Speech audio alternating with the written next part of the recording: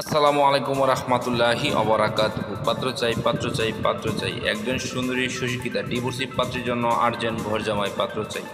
প্রিয় ভাই, ভিডিওটি স্কিপ না করে পুরো ভিডিওটি দেখে তারপর আমাদের সাথে যোগাযোগ করবেন। আর আমাদের এই ছোট্ট ইউটিউব চ্যানেলটি সাবস্ক্রাইব করতে ভুলবেন না। প্রিয় ভাই, প্রথমে শুনুন পাত্রীর কিছু সংক্ষিপ্ত বিবরণ।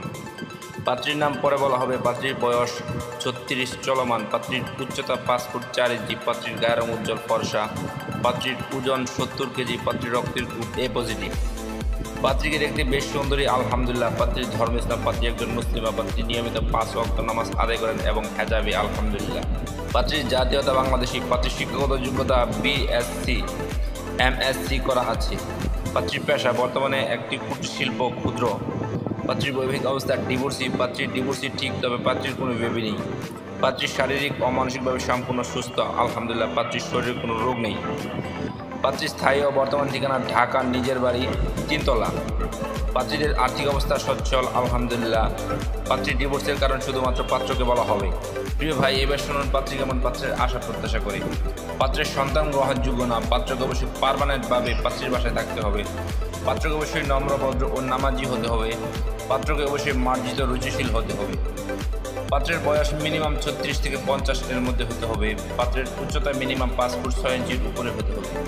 পাত্র ঢাকার ভিতরে হলে ভালো হয়, আর তাছাড়া যে কোনো জেলার পাত্র গ্রহণযোগ্য। পাত্রকে অবশ্যই অদম্পায়ী হতে হবে।